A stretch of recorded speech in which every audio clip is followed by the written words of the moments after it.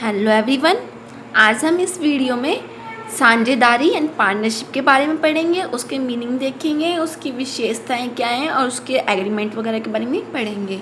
ठीक है। पार्टनरशिप यानी साझेदारी क्या होती है? नॉर्मली दो या दो से अधिक व्यक्ति जब मिल जाते हैं उसे क्या कहते हैं? पार्टनर। तो अकाउंट्स के उसमें देखती हैं पार्टनरशिप क्या होती है। साझेदारी उन व्यक्तियों का पारस्परिक संबंध है जो किसी ऐसे कारोबार के लाभ को परस्पर बांटने के लिए सहमत हुई हैं जो कि सबके द्वारा या सबकी ओर से किसी एक व्यक्ति के द्वारा संचालित किया जाता हो। यानी दो या दो से अधिक व्यक्ति होते हैं, उसमें लाभ कमाना उनका उद्देश्य होता है, उनको आपस में बांटते हैं। वो या तो उन सबके द्वारा ही चला जा सकता है। ठीक है, यानी सबके सब उसमें कार्य कर रहे हैं। या फिर ये कहते हैं कि जैसे दो तीन पार्टनर हैं, चलो हम पैसे लगा देंगे, कर देंगे, तुम उसका देखभाल कर लेना। यानी एक बंदा उसको चला लेते हैं, दो चला लेते हैं, कुछ इस तरह से भी कर रखते हैं।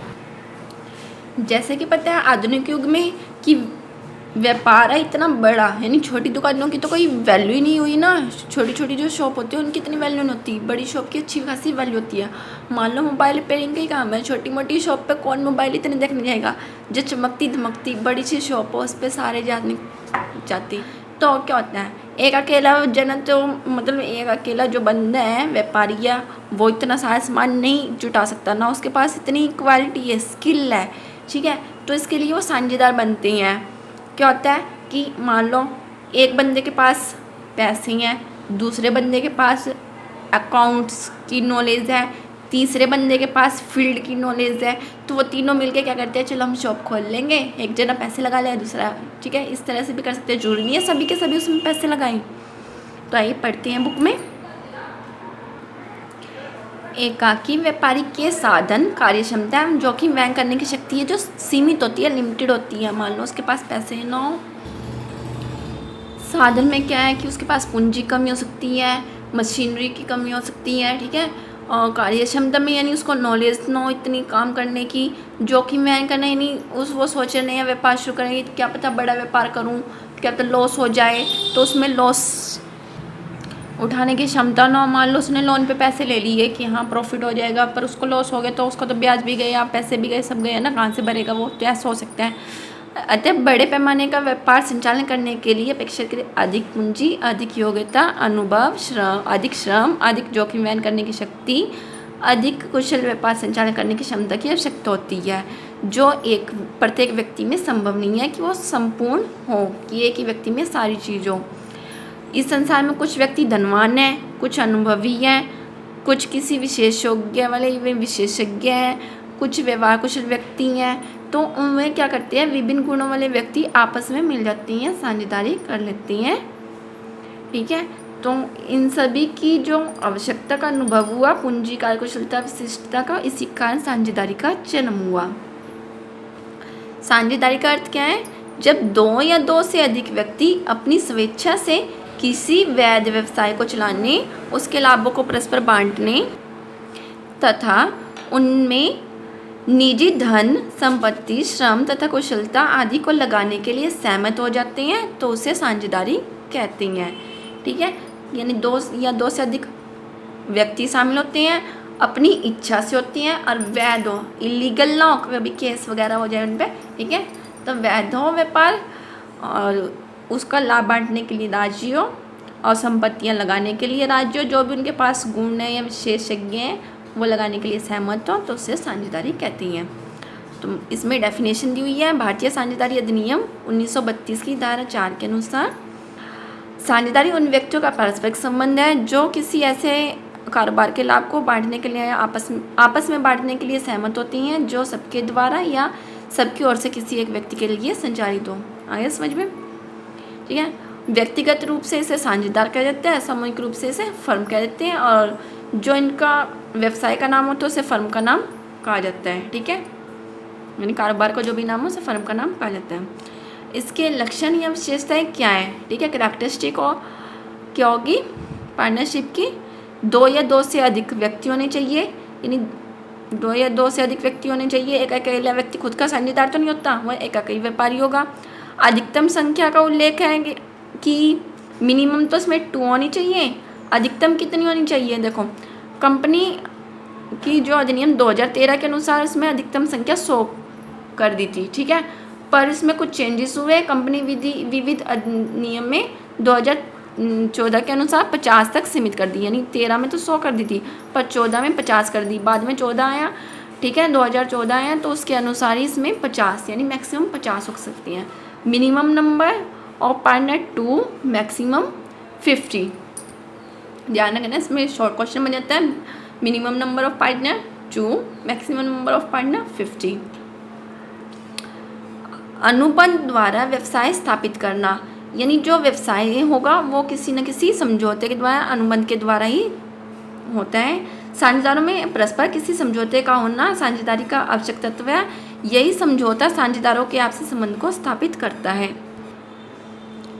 भारतीय अनुबंध अधिनियम 1872 के अनुसार ऐसे व्यक्ति जो कॉन्ट्रैक्ट करने की क्षमता नहीं रखते ना, वे साझेदार नहीं हो सकते। कॉन्ट्रैक्ट करने की क्षमता के बारे में आप अलग से पढ़ेंगे ही और बुक्स में। तो ऐसे व्यक्ति जो माइनर हो, पागल हो, ठीक है, या नशे में हो, यानी नशे में पता नहीं होता, कोई भी सिग्नेचर करवा लेता है कॉन्ट्रैक्ट पे, अगर वो बंदा नशे में है, पागल है, तो वो समझौता नहीं कर सकता, चाहे वो मौखिक हो या लिखित हो, उसका मानना नहीं जाएगा, ठीक है। कारोबार अथवा व्यापार का होना, यानी साझेदारी के लिए कारोबार अथवा व्यापार का होना अनिवार्य है। किसी धर्मार्थ कार्य के लिए जो आपसे समझौता होता है वो साझेदारी का रूप नहीं ले सकता। कारोबार वैध होना चाहिए, ठीक है, यानी कि कारोबार यानी व्यापार होना चाहिए। ये नहीं है कि मंदिर में चलो भंडारा करेंगे उसके लिए साझेदारी कर ली, वो साझेदारी नहीं मानी जाएगी। वो अगर मना कर गया कि मेरे पास तो पैसे नहीं भंडारे में देने के लिए, तो उसके लिए केस नहीं कर सकते, ठीक है।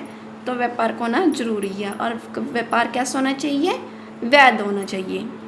नेक्स्ट 4th पॉइंट इज उद्देश्य लाभोपार्जन एवं लाभों को बांटना, यानी उनको उद्देश्य है लाभों को बांटना है। जितने भी साझेदार हैं वो परस्पर किसी न किसी अनुपात में लाभ को बांटेंगे, ठीक है, और ज़रूरी नहीं है वो हानि को भी बांटें। हानि को बांटना उनका उद्देश्य नहीं है, यानी ये है कि 3 पार्टनर है, हो सकता है कि उनका कॉन्ट्रैक्ट हो गया कि एक ही जना सारा लॉस देखेगा, बाकी बस प्रॉफिट हुआ तो ले लेंगे, नहीं तो नहीं, ठीक है, ऐसा हो सकता है उनमें।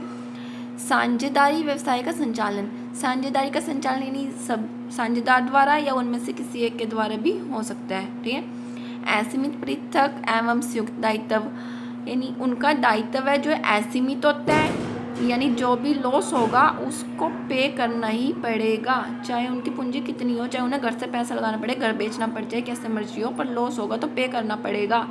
फर्म के ऋणों के लिए वे या तो जॉइंटली या अलग अलग करके दें, यानी कि सबका अपने अपने हिस्से का दे दें, यानी देना जरूर उन्हें, ठीक है। संयुक्त रूप से या पृथक पृथक रूप से, व्यक्तिगत रूप से उत्तरदायी हो सकती हैं।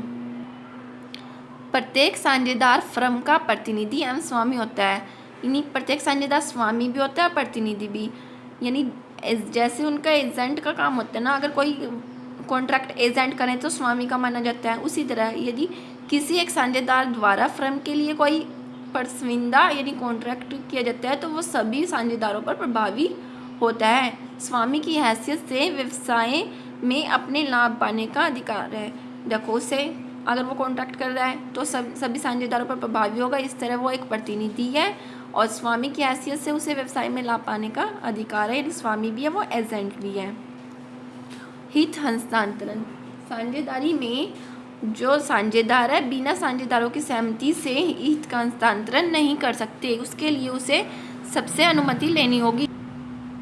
मीन्स उसमें ये नहीं कह सकते कि हाँ मेरी जगह अब ये साझेदार है, चलो मैं खुद ही बांट इसे अपने साझेदार बना।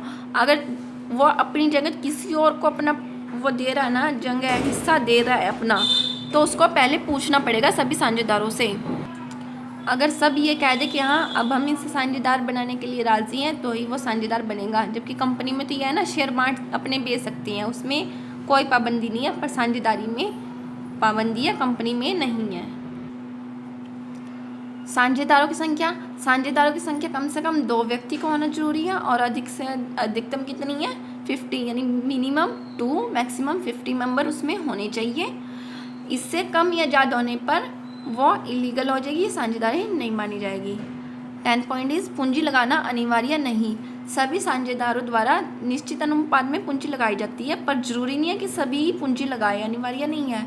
यानी बिना पूंजी के भी कोई व्यक्ति साझेदार बन सकता है, यानी वो अपनी परामर्श के लिए अथवा व्यक्तिगत कुशलता के कारण भी किसी का साझेदार बन सकता है। एग्जाम्पल इन 2-3 पॉइंट का, जैसे कि एक पर्सन है उसके पास बहुत सारा पैसा है, दूसरा पर्सन है उसके पास एक्सपीरियंस है 20 to 25 ईयर्स का, ठीक है। तो इसने क्या किया, फर्स्ट वाले ने ये कहा कि तुम मेरे यहाँ वर्क करो, यानी हम पार्टनरशिप करते हैं, मैं पैसा लगाऊंगा, तुम अपने जो अपना एक्सपीरियंस है उसकी सहायता से इसको काम को शुरू करो, ठीक है। पार्टनरशिप बन गए, एक पैसा लगा रहा है, एक अपना एक्सपीरियंस है जो उसका नॉलेज है उसे ही दे रहा है। जरूरी नहीं है कि ये पैसे नहीं लगाएगा, अगर ये पैसे लगाना चाहे लगा सकता है, ये नहीं कह सकता कि मेरे पास एक्सपीरियंस है मैं तो पैसे नहीं लगाने का, वो इनका कॉन्ट्रैक्ट है कैसे लगाएगा नहीं लगाएगा, ठीक है। यानी ये पैसे नहीं भी लगा सकते हैं। और दूसरा है, अगर ये कह सकता है कि मैं अगर लॉस हुआ तो मेरी कोई जिम्मेवारी नहीं है, तुम ही उठाना, क्योंकि अगर मेरे पास तो पैसा ही नहीं है। तो यह है कि वो प्रॉफिट के लिए साझेदार बन सकता है पर लॉस के लिए नहीं। वो कह सकता है कि मैं तो गरीब सा हूँ, बस मेरे पास तो एक्सपीरियंस है, मैं तो अपना एक्सपीरियंस लगा सकता हूँ, ठीक है, लॉस हुआ मेरी कोई जिम्मेवारी नहीं है। वो वैसे तो इसको वर्क पर वैसे भी पैसे देकर लगा सकता था, यानी एज अ वर्कर लगा सकता है इसे, पर क्या है कि वर्कर के ऊपर ध्यान देना पड़ता है। पर पार्टनरशिप में यानी पार्टनर है वो चला रहा है, उस पर इतना ध्यान देने की जरूरत नहीं है, उसको देखना नहीं पड़ेगा, ठीक।